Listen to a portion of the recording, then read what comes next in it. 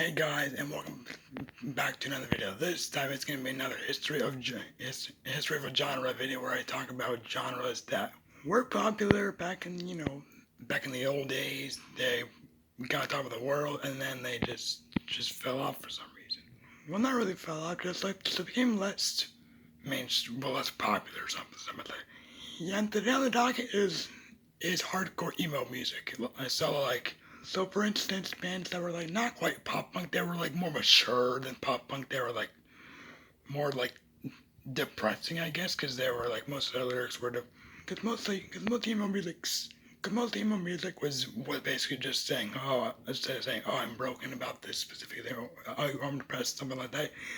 Not saying it's bad, but that's probably typical emo lyrics right there, because there was because there was more mature. It wasn't quite punk, like pop punk, like playing pranks at the mall, kind of vibe. It's more serious, because because after pop punk fell off in the mid 2000s, like in 2005, like after it, I was really popular. He ended up being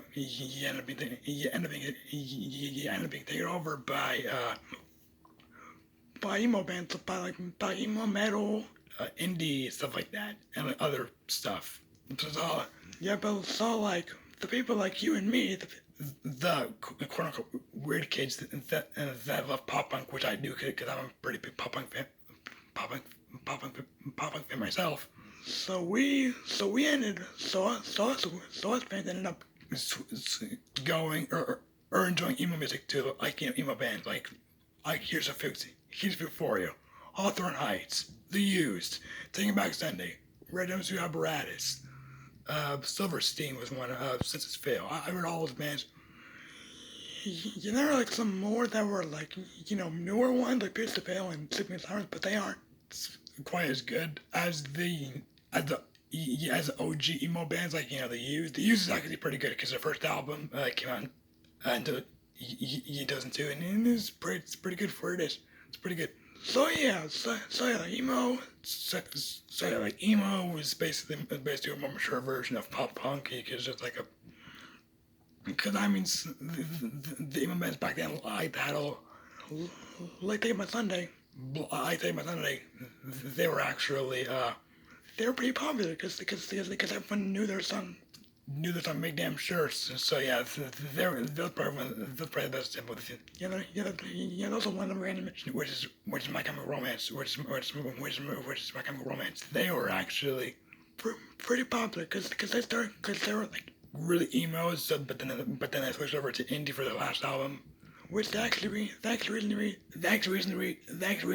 reunited, believe it or not, which is pretty cool. Cause I'm a pretty big fan of My Chem. They're good bands, but all this stuff was like, these bands, they were popular back in the what Used was actually around like during like whenever pop punk was still like mainstream and stuff like bands like New Glory, Sum 41 were on top of the world, pretty much. But then the emo scene took over, like in 2005.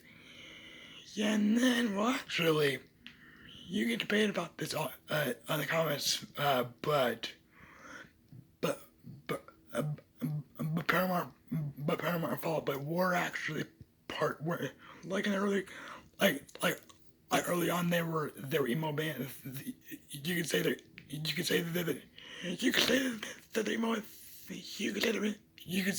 they were emo because Paramount had that one song My Heart, which was the last song from their first album, which All We Know Is Falling, which has some screams in it. So you can say that's part screamo, but I'm not.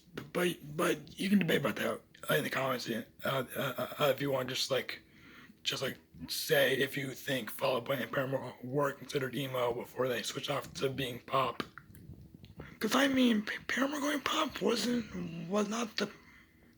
It kind of had to happen in a way, but Fall Out Boy just probably decided chase a trend or something like that. Because I mean, I'm still gonna review Fall Out Boy's album because I love the first four albums. The first four albums are probably the best. But anyways, back on to this. So yeah, that band. So yeah, the emo bands. You know, in 2005, they were like pretty popular. Like like I had before. The Used, Taking Back Sunday, Jumpsuit Apparatus, Silverstein. What else was there? Census Failure. Yeah, like those kind of bands, like even American Piece of Rail and Sleeping Silence, because they were emo too. But like, here's the thing about because I saw this video of this guy comparing like emo bands from back then, like the Used, Taking Back Sunday, to Pierce the Veil and Sleeping Silence. And but also you could say Falling Reverse and I Didn't Remember are emo bands, but like Falling Reverse is like mixture of like like rap kind of like rap metalcore and stuff like that, like rock or something. Yeah, you could also say that ADR is pop punk metalcore emo-ish or like something like that. One of those subgenres of punk or rock, or well, not rock but metal, but like metalcores, because they had rhythm, because ADR. Because at ATR, they had roots in metalcore, but then they changed over to like pop punk for their third album, Home Mistake, which I still stand by, which saying that it's my favorite record by them. But also, Following a Verse, they had their first album was pretty good.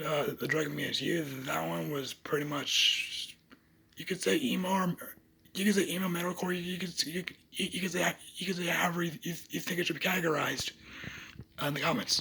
But yeah, so pretty much. This is the history of it, but it's not. But emo didn't really go away. It just got a little bit less creative, I guess. So it's not really the fall of it. Well, it's the fall of it because. Well, I mean, in my opinion, anyways, I do prefer the older emo bands, like the Used and all those, because in order to evoke emotion, and they use like a mixture of like screaming sometimes but singing a lot, but then again they use actual pretty good guitar effects, because like Pierce the Veil and Sleeping Silence, yeah, I'll be honest. They're both good. They're both good bands, but they do kind of blend together. But they do kind of blend together a little bit. Like, and it's not really. It's not bad. It's just like what their vocal techniques sound similar. It's not. I was sometimes.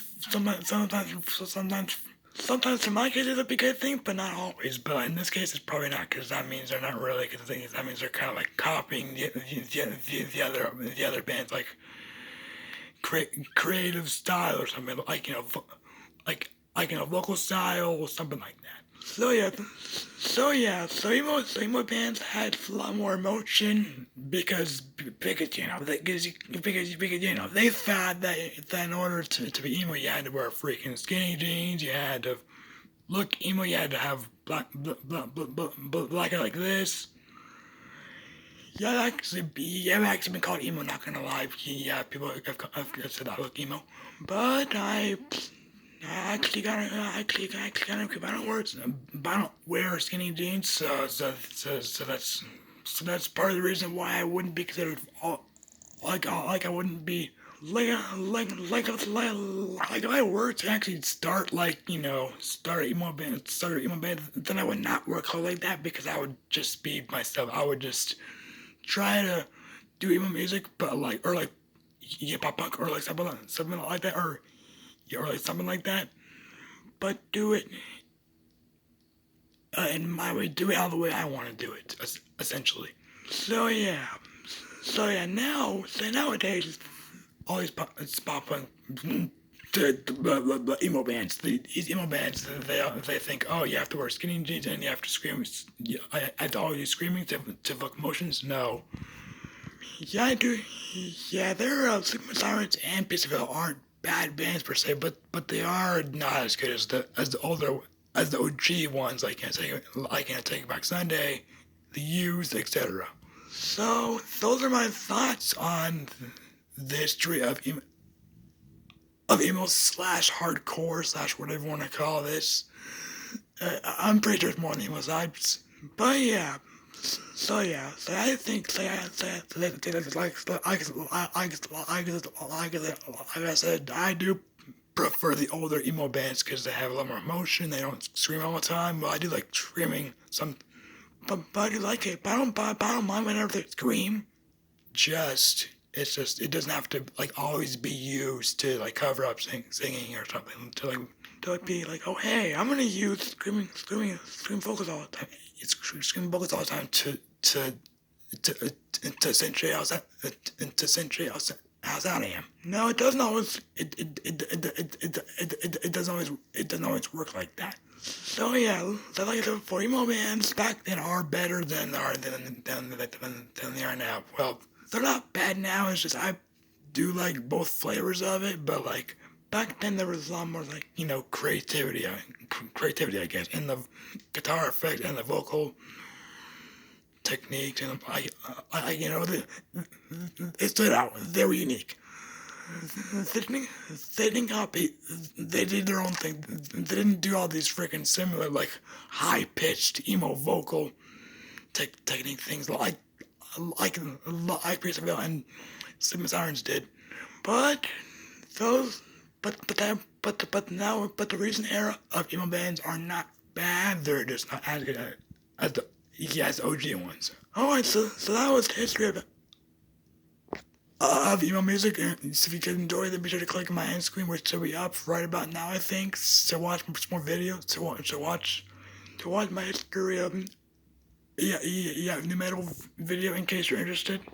Alright, so this was a lot of fun, so I will see you guys next time. Bye.